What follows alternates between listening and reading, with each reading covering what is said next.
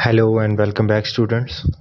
हम Pakistan studies SSC part 2 का SLO 6.1 और 6.2 कर चुके हैं। अब ये हमारा एसएलओ नंबर 6.3 है। इसके अंदर हमने ट्रांसपोर्ट और कम्युनिकेशन के बारे में बात करनी है कि पाकिस्तान की इकॉनमी में ट्रांसपोर्ट का और कम्युनिकेशन का क्या मेजर रोल है, या बुनियादी तौर पर किस तरीके से ट्रांसपोर्ट जो है वो डायरेक्टली रिलेट करती है किसी भी कंट्री की इकोनॉमिक ग्रोथ या डाउनफॉल की जानिब, राइट। तो इसमें हमारे पास 4 एसएलओ हैं। ये छोटा सा टॉपिक है, तो इसमें हमारे पास 4 सब एसएलओस हैं, 4 सब टॉपिक्स हैं। फर्स्ट ऑफ ऑल हमने 6.3.1 को डिस्कस करते हैं, जिसमें हमारे पास describe the modes of transport used in Pakistan which are land, air, water and railway. तो सबसे पहले अगर हम लैंड ट्रांसपोर्ट की बात करें तो लैंड ट्रांसपोर्ट में 2 चीज़ें आती हैं, एक तरफ रोड्स हैं और दूसरी तरफ रेलवेज हैं। तो road network is a critical component of the land transport in Pakistan. The country has an extensive network of highways and roads connecting major cities and towns. The road transport system is vital for the movement of goods and passengers. बुनियादी तौर पर सड़कें, आपको पता है कि किसी भी जिस तरह एक इंसान होता है तो इंसान के अंदर जिस तरह उसकी आर्टरीज और वेन्स उसकी पूरी बॉडी के अंदर ब्लड को सर्कुलेट कर रही हैं, इसी तरह किसी भी कंट्री की इकोनॉमिक जो शारग होती है वो उसकी यानी कि जो आर्टरीज और वेन्स होती हैं इकॉनमी की किसी भी कंट्री की, तो वो उसकी रोड्स होती हैं, ठीक है। रोड नेटवर्क होता है, क्योंकि रोड्स जो हैं वो they are most widely used, ठीक है, और ये बहुत इजी होती हैं बनानी, और ये कहीं पर भी हम इनको बना सकते हैं। लैंड के ऊपर हम बना सकते हैं, कहीं पर भी बना सकते हैं। इनको हम गांव में लेकर जा सकते हैं, गलियों के अंदर से, घरों के अंदर से रोड्स गुजर सकती हैं, राइट, ठीक है, घर के दरवाजे के सामने से रोड गुजर सकती है। तो बहुत इजी है, क्योंकि रोड की जो यूज़ है ना वो बहुत ज़्यादा है। आलमोस्ट हर चीज़ ही जो है वो रोड के ऊपर अब चलती है, तो इस वजह से रोड जो है वो सबसे ज़्यादा इस्तेमाल की जाने वाली और सबसे क्रिटिकल तरीन कंपोनेंट है किसी भी कंट्री में इकोनॉमिक लेन देन का या इकोनॉमिक मामलात के हवाले से। फिर लैंड ट्रांसपोर्ट की दूसरी चीज़ रेलवे है। इसमें जो है वो एक बड़ी जो हमारे लिए कह लें कि गुड लक है, वो ये है कि पाकिस्तान के पास ऑलरेडी एक वेल इस्टेब्लिश्ड किस्म का रेलवे नेटवर्क ऑलरेडी से मौजूद था since its independence.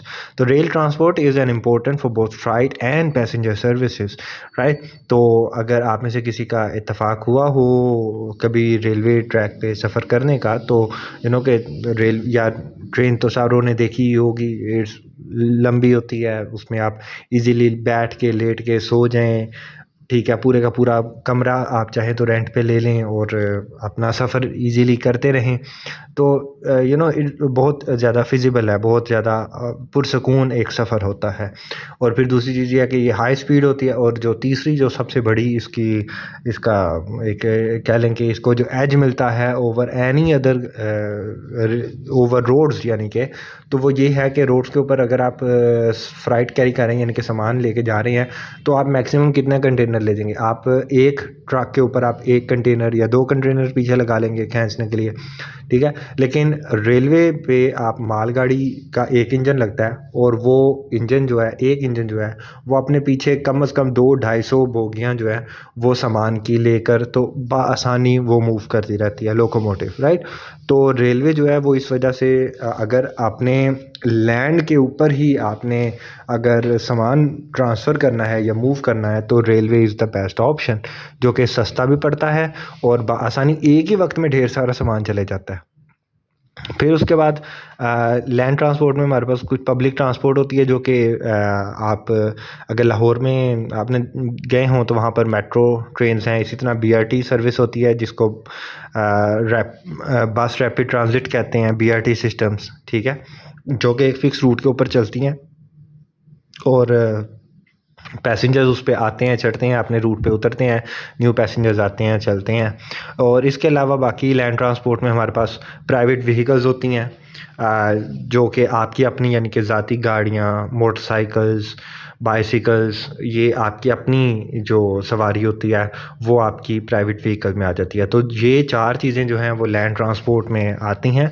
Number 1 roads, number 2 railways, number 3 public transport और नंबर 4 प्राइवेट व्हीकल्स। अब अगर हम लैंड ट्रांसपोर्ट की बात करें, हम इसकी एडवांटेजेस की बात करें, तो सबसे पहली चीज़ तो ये है कि ये इंतहाई फ्लेक्सिबल है, ठीक है। जहाँ पर हम जाना चाहते हैं, जिस तरह मैंने पहले बताया कि गलियों के अंदर से सड़क गुज़ारनी है तो गलियों के अंदर से सड़क गुज़र जाती है, राइट।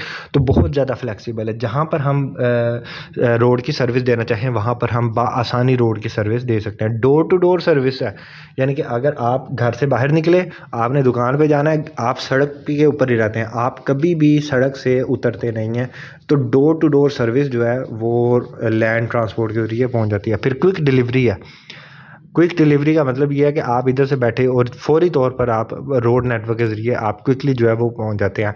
जहाज़ में स्टार्ट होना है, उतरना है, लैंड करना है, उसको एरिया बहुत ज़्यादा चाहिए, रोड को एरिया नहीं चाहिए। एक गाड़ी है तो वो एक मोटरसाइकिल है, वो गाड़ी बाइक खड़ी हो गई है सड़क के ऊपर, बाइक है वो खड़ी हो गई है, गाड़ी है वो सड़क के ऊपर खड़ी हो गई, ट्रक है वो खड़ा हो गया। लेकिन जहाज़ है तो उसको पूरी की पूरी जो है वो अच्छा खासी जगह चाहिए खड़े होने के लिए। या इसी तरह अगर ट्रेन है तो उसको पूरे का पूरा एक स्टेशन चाहिए अपनी उस जगह को कवर करने के लिए। तो इस वजह से जो एडवांटेजेस हैं रोड्स के वो बहुत ज़्यादा हैं। अच्छा इसके अलावा एक दो इसके कुछ एडवांटेजेस भी हैं, जिसमें सबसे बड़ा जो एडवांटेज है वो ट्रैफिक का है कि अर्बन एरियाज़ में ख़ास तौर पर ऐसे होता है कि एकदम जब रश पड़ता है तो ट्रैफिक जैम बहुत ज़्यादा हो जाता है, जिसकी वजह से टाइम का ज़िया हो जाता है। फिर दूसरी चीज़ ये है कि इसकी कैपेसिटी बड़ी लिमिट होती है। दूसरी जो डिसएडवांटेज है वो ये है कि इसकी लिमिटेड कैपेसिटी होती है। दैट मीन्स कि हम इसमें जो है वो अगर एक कार है तो अब उस कार की 4 सीटें हैं तो उसके अंदर 4 या 5 बंदे घुस सकते हैं। उसमें छठे बंदे को धक्का लगा के डिक्की में बंद करके भेज दें तो वो आपकी अपनी मर्ज़ी है, बट प्रैक्टिकली वो उस चीज़ के लिए बना नहीं है, राइट। तो लिमिटेड कैपेसिटी है। इसी तरह लिमिटेड एक्सेसिबिलिटी है कि सड़कें जो हैं वो तो चलें लिमिटेड एरियाज़ में पहुंच जाती हैं, लेकिन अगर हमने बहुत ढेर सारा सामान जो है वो लेकर जाना है किसी रिमोट एरिया में या किसी रिमोट विलेज में, तो वो तो फिर हम ट्रेन के ज़रिए नहीं लेकर जा सकते, राइट। तो उसके लिए फिर हमें ड्रॉप शिप करना पड़ेगा, आसमान से पैराशूट बांध के तो करना पड़ेगा, या फिर हमें रोड्स के ज़रिए लेके जाना पड़ेगा। तो अगर रेलवे के हिसाब से देखें तो ये रेलवे की एक लिमिटेड डिसएडवांटेज बन जाता है कि रेलवे जो है वो उसकी एक्सेसिबिलिटी ज़रा लिमिट हो जाती है। उसके बाद आगे हमारे पास एयर ट्रांसपोर्ट है, जिसमें वो सारी रोड जो वो सारे तरीके ट्रांसपोर्ट के जिसमें हम हवा को यूज़ करते हैं। अब कॉमन सेंस ऑब्वियसली इस बात को बता रही है कि इसमें हमारे पास हवाई जहाज़ होंगे, कमर्शियल एयरलाइंस होते हैं, कार्गो और फ्लाइट सर्विसेज होती है, और जनरल एविएशन नॉर्मल जिस तरह चार्टर्ड फ्लाइट्स होते हैं, प्राइवेट प्लेन्स वगैरह होते हैं वो। तो ये चीज़ें हमारे पास एयर ट्रांसपोर्ट में आते हैं। कमर्शियल एयरलाइंस आप जाते हैं जैसे PIA हो गया, ठीक है, कतर एयरवेज़ हो गई। तो ये फ़्लाइट्स हैं जो कि उड़ती हैं, इंटरनेशनल भी उड़ती हैं, डोमेस्टिक भी उड़ती हैं, एक शहर से दूसरे शहर जाने के लिए या एक कंट्री से दूसरी कंट्री जाने के लिए, ठीक है। तो ये कमर्शियल एयरलाइंस होती हैं। कार्गो और फ्लाइट सर्विसेज भी होती हैं कि कुछ कार्गो प्लेन्स होते हैं जैसे बोइंग 747 है, ठीक है। ये एक बहुत बड़ा जहाज़ होता है जिसके अंदर बहुत ज़्यादा कार्गो जो है वो आ जाता है। इसी तरह जो आर्मी के प्लेन्स होते हैं वो स्पेशल प्लेन्स इस वजह से बिल्ड किए जाते हैं ताकि वो एनिमी जो कार्गो होता है, आर्मी का कार्गो होता है जिसमें वेपन्स होते हैं, टैंक्स होते हैं, वो जहाज़ के ऊपर लोड करके तो वो लेके जाया जा सकता है, ठीक है। और नॉर्मल जनरल एविएशन का मैंने आपसे सबसे पहले जिक्र किया कि चार्टर फ्लाइट्स वगैरह होगी, प्राइवेट जहाज़ है मेरे पास, छोटा जहाज़ है, उसके अंदर 2 बंदे बैठ सकते हैं तो हम अपने उड़ाते फिरें, ठीक है। तो वो चीज़ है। अच्छा, अगर हम एडवांटेजेस की बात करें तो ऑब्वियसली एयर ट्रैवल जो है वो सबसे तेज़ होता है, ठीक है। इसमें किसी चीज़ का शक नहीं है क्योंकि इसमें कोई रास्ता नहीं है, ना तो इसमें कोई ट्रैफिक है, ना ही इसमें कोई रुकावट है, ना ही कहीं पे आपने स्पीड लगानी ब्रेक लगानी है, ठीक है। आप एक जगह से उड़े और आपने दूसरी जगह जाके लैंड करना है, ठीक है। तो this is the fastest. Then उसके बाद ग्लोबल रीच है, बाउंड्री कोई नहीं है, सड़क जो है वो कहीं पर खड्डे आ जाते हैं, कहीं पे टूट जाती है, कहीं पे रुक नहीं है सड़क, तो फिर आगे उसको कैसे क्रॉस करेंगे। सिमिलरली रेलवे है, रेलवे भी अगर ट्रेन की पटरी है तो ट्रेन ने चलना है, अगर ट्रेन की पटरी नहीं है तो ट्रेन ने चलना कैसे है। लेकिन हवाई जहाज़ का जो है वो सबसे बड़ा जो इसको एडवांटेज वो पड़ रहा है वो ये है कि ग्लोबल रीच है। दुनिया के किसी भी कोने में जहाज़ को उड़ा के लेके जाया जा सकता है और कहीं पर भी उसको लैंड करवाया जा सकता है, प्रोवाइडेड कि स्पेस अवेलेबल हो, यानी कि जगह हो। ये नहीं कि दरख्तों के ऊपर जाके तो जहाज़ को उतार दिया जाए। और अगर हम डिसएडवांटेजेस की बात करें तो सबसे पहली चीज़ तो ये इसकी कॉस्ट है कि एयर ट्रैवल जहाँ पर तेज़ है वहाँ पर महंगा भी है, ठीक है। अब हवाई जहाज़ की टिकट काफ़ी महंगी है। आपने इवन कराची से लाहौर भी जाना है तो उसकी भी एक्सपेंसिव टिकट है एज़ कम्पेयर टू रेलवे, ठीक है। और या बस के हिसाब से कंपेयर करें तो बहुत महंगी पड़ जाती है। फिर कैपेसिटी जो है वो लिमिट होती है, क्योंकि जहाज़ ने हवा में उड़ना है तो उसमें सामान जो है वो थोड़ा आता है।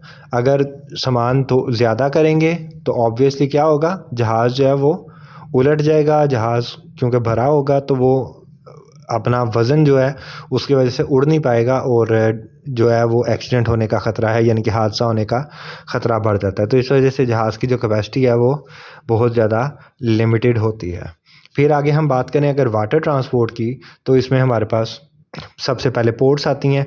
पोर्ट्स का मतलब ये होता है कि वो एरिया जहाँ पर शिप्स आकर रुक सकती हैं, यानी कि बहरी जहाज़ों का अड्डा, नॉर्मल लफ्ज़ों में अगर हम कहें तो। Pakistan have several major ports including the port of Karachi, port Qasim, Gwadar port वगैरह वगैरह, इस तरह की पोर्ट्स वगैरह हैं हमारे पास पाकिस्तान में हैं। कराची पोर्ट जो है वो इस वक्त पाकिस्तान की सबसे बड़ी पोर्ट है, जो कि पाकिस्तान की nearly all of the trade जो है ना वो कराची पोर्ट से हो रही है, ठीक है, या पोर्ट कासिम से हो रही है।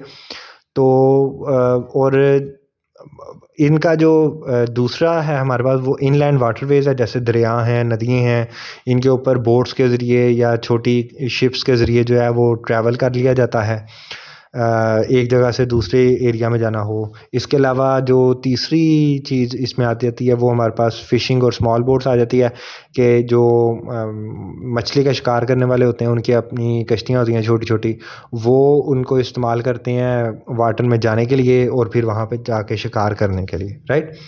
तो अगर हम एडवांटेज की बात करें तो जो इसका सबसे बड़ा एडवांटेज है वो ये है कि अब चूँकि ये पानी है तो पानी के अंदर हम बहुत बड़े बड़े समुद्री जहाज़, कार्गो प्लेन शिप्स जो होती हैं वो हम बनाते हैं और उनको हम पानी में डालते हैं।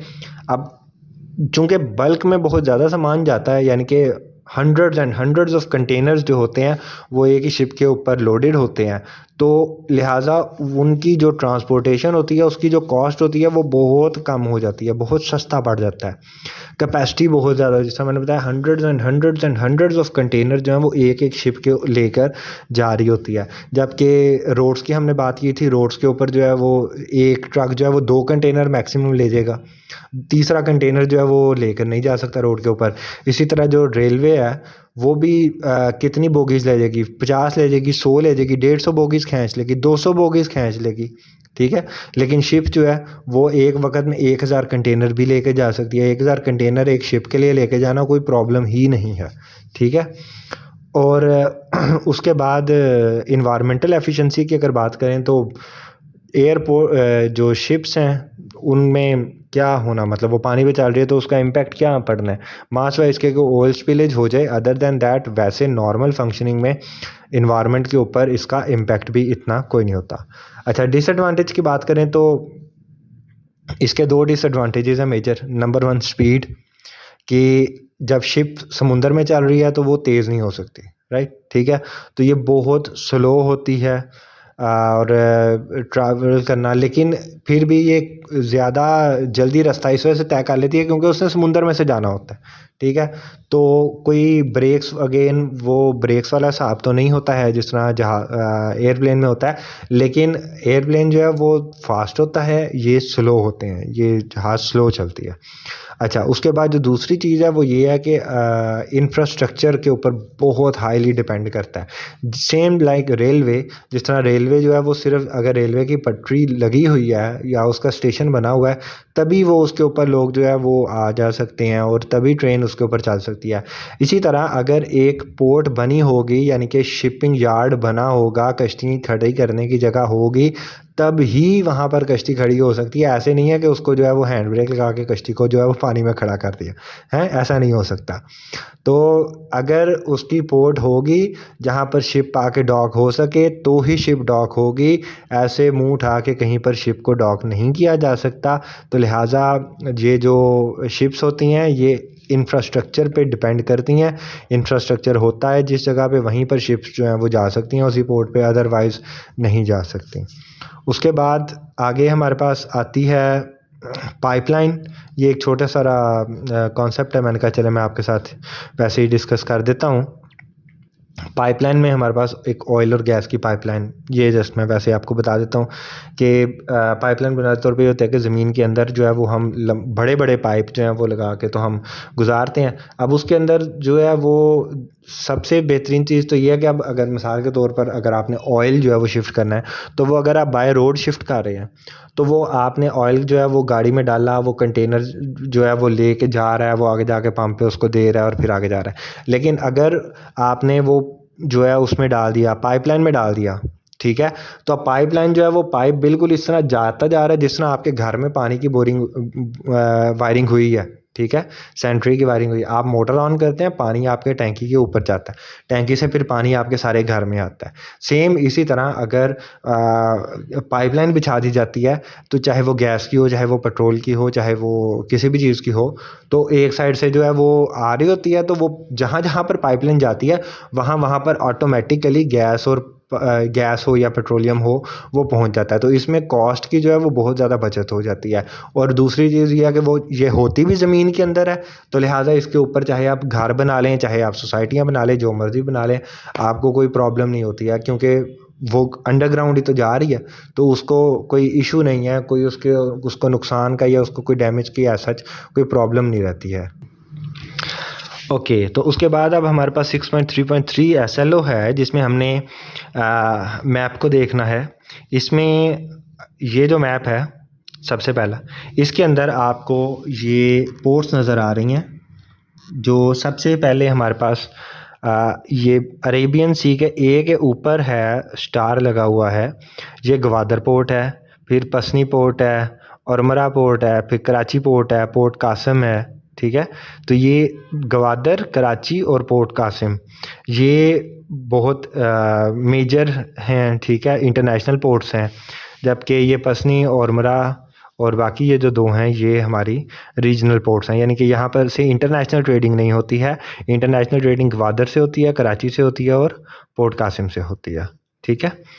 इसी तरह अगर हम एयरपोर्ट्स की बात करें तो ये हमारे एयरपोर्ट्स हैं पाकिस्तान में। इसमें अब ये जो रेड कलर के एयरपोर्ट्स हैं ये इंटरनेशनल हैं। इंटरनेशनल का मतलब ये है कि यहाँ से बैरून मुल्क फ़्लाइट्स जाती हैं, यानी कि अगर आपने किसी दूसरी कंट्री में जाना है तो इन एयरपोर्ट्स के ऊपर आपको दूसरी तरफ जाने की फ़्लाइट मिल जाएगी। जबकि जो वाइट में हैं वो डोमेस्टिक एयरपोर्ट्स हैं, यानी कि आप डोमेस्टिक के लिए अगर आपने कहीं मूव करना है, लेट्स सपोज़ कि अगर किसी ने लाहौर से हैदराबाद आना है तो वो लाहौर से हैदराबाद आ सकता है। लेकिन अगर किसी ने हैदराबाद से दुबई जाना है तो वो हैदराबाद से दुबई नहीं जा सकता। उसको हैदराबाद से पहले जिन्ना एयरपोर्ट यानी कि कराची आना पड़ेगा, कराची से फिर उसको फ़्लाइट लेके दुबई जाना पड़ेगा, ठीक है। तो नेशनल या जिसको डोमेस्टिक एयरपोर्ट का मतलब ये है कि अंदरूनी मुल्क ही सिर्फ, इसके ऊपर कोई इंटरनेशनल फ़्लाइट इसके ऊपर नहीं आती है। और बाकी जो एयरपोर्ट हैं वो इंटरनेशनल एयरपोर्ट हैं। अब पाकिस्तान के पास कितने इंटरनेशनल एयरपोर्ट हैं देखें। पहले जिन्ना एयरपोर्ट इंटरनेशनल एयरपोर्ट, ये कराची में है। गवादर तुर्बत में है, फिर शेख ज़ायद, मुल्तान, कोयटा, फैसलाबाद, लाहौर, सियालकोट, अल्लामा इकबाल लाहौर में है। बेनज़ीर ये पिंडी में, और बाचा खान ये सारे पेशावर का एयरपोर्ट है। अब ये सारे एयरपोर्ट हैं जो कि इंटरनेशनल हैं। और बाकी योब में, डीआई खान, बाकी सखर में, मोहनजोदाड़ो में, नवाबशाह में, औरमरा में, ये सारी जो रीजन्स हैं ये डोमेस्टिक एयरपोर्ट्स हैं।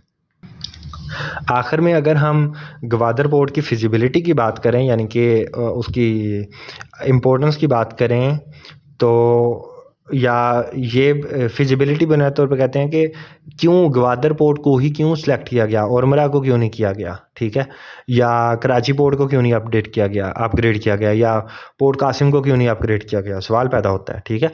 तो इसका जवाब हम इस एसएलओ में हमने इसका जवाब देना है, ठीक है। सो the development of Gwadar Port has been a major strategic initiative for Pakistan. The port, located in the southwestern province of Balochistan, has the potential to play a significant role in the economic development of a country. ये basically मैंने The Nation News है, उधर से मैंने ये एक article लिया है that I found really interesting. तो it also satisfies our SLO, हमारी नीड भी पूरी करता है, हमारा यानी कि कंटेंट भी कवर करता है, एंड इट्स रियली गुड। तो इस वजह से मैं यहाँ से आपको ये रीडिंग कर रहा हूँ, ठीक है। उसके बाद जो है वो कुछ पॉइंट्स हैं।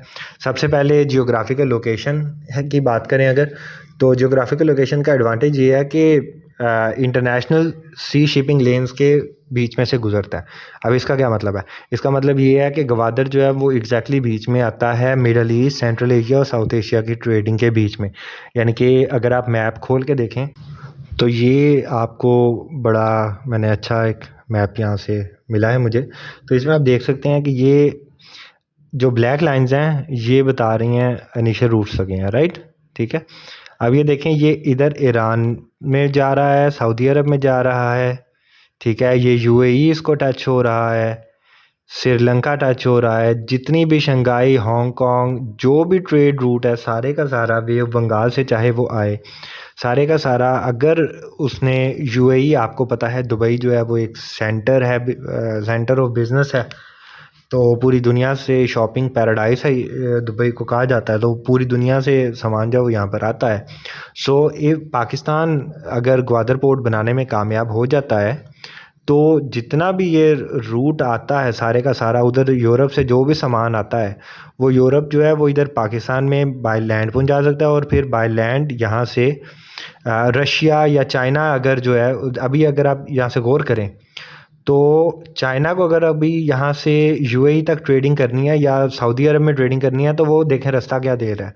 ये बीजिंग से निकल रहा है, ये शंघाई से निकलती हैं चीज़ें, हांगकांग से निकलती हैं, और ये सारा घूम घूम के 80% जो अपना ऑयल के रिजर्व्स हैं वो इस रास्ते से मंगवा रहा है, ठीक है।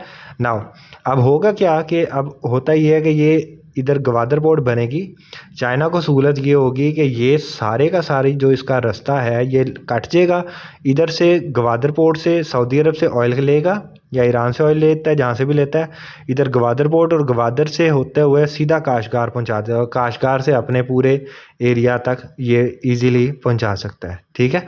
तो ये उसको बहुत ज़्यादा चाइना को फ़ायदा होता है, अल्टीमेटली पाकिस्तान को इसका बहुत बड़ा फ़ायदा ये होता है कि पाकिस्तान में पोर्ट की डेवलपमेंट होती है और पाकिस्तान जो है वो इससे भरपूर फ़ायदा उठा सकता है।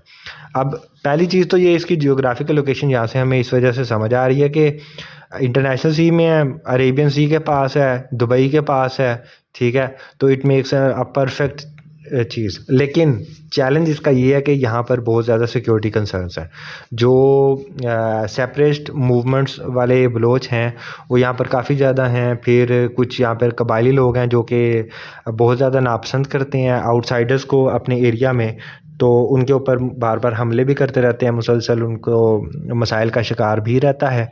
तो चैलेंजेस जो हैं वो तो वहाँ पर वहाँ पर मौजूद हैं। फिर ग्वादर को जो है वो चाइना पाकिस्तान इकोनॉमिक कॉरिडोर के हवाले से भी चुना गया, जिस तरह अभी मैप में भी हमने देखा कि ग्वादर जो है वो बहुत ज़्यादा फीजेबल है चाइना को, तो इस वजह से चाइना ने यहाँ पर डेवलपमेंट की है।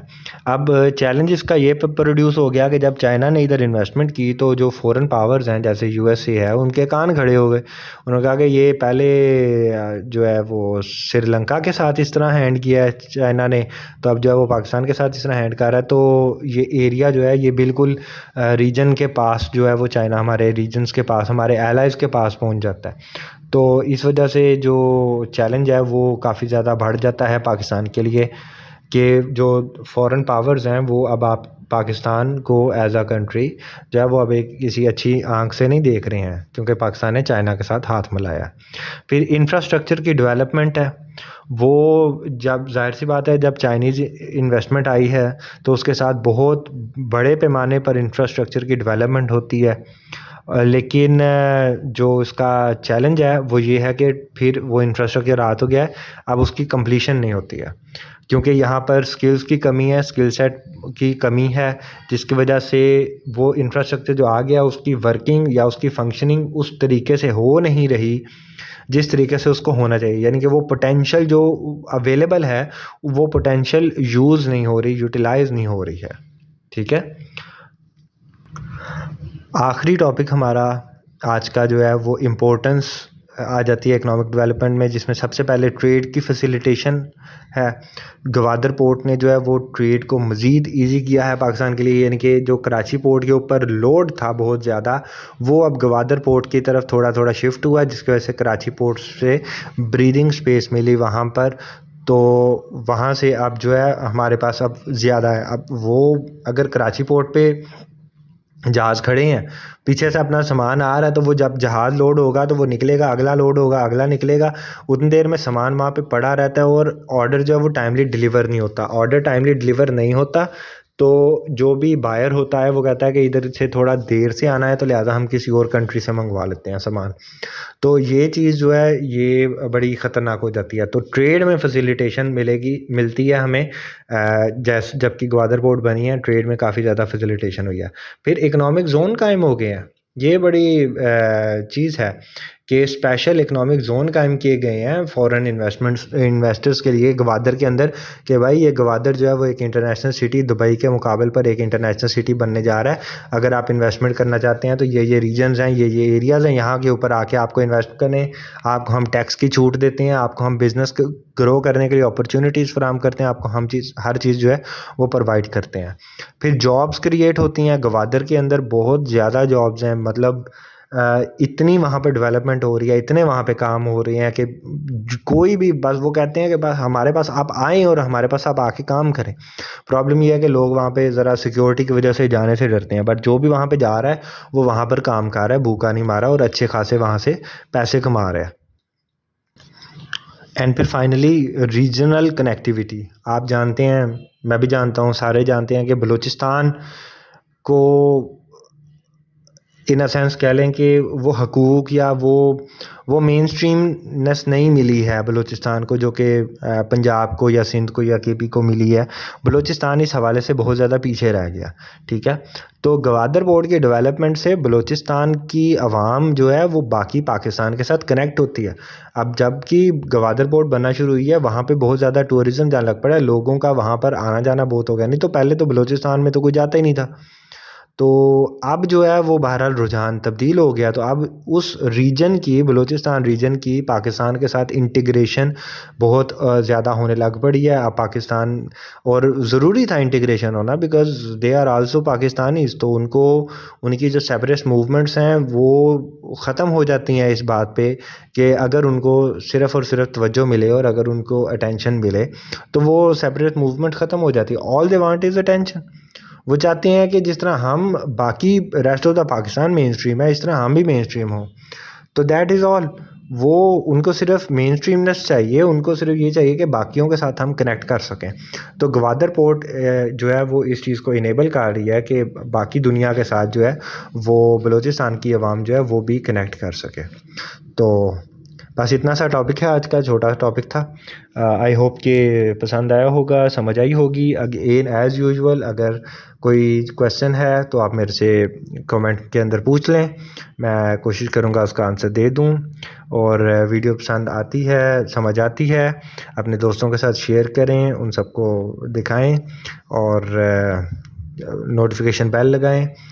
पाकिस्तान स्टडीज़ के बाद अगला जो मेरे टॉपिक होगा हमारी टीम का, वो हम कोशिश करेंगे कि फ़िज़िक्स के पहले 4 चैप्टर्स के जो है लेसन्स वो तैयार करके तो अपलोड कर दिए जाएँ। तो stay tuned for that.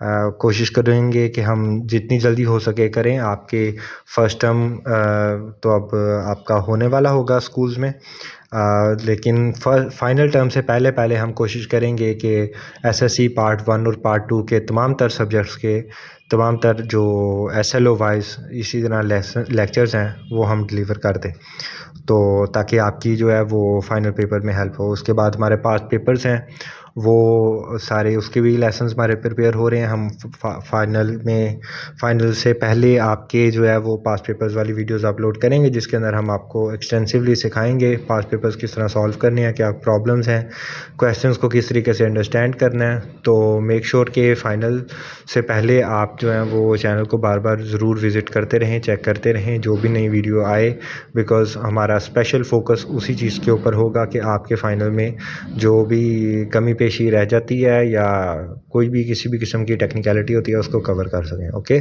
So take care, अल्लाह हाफिज़।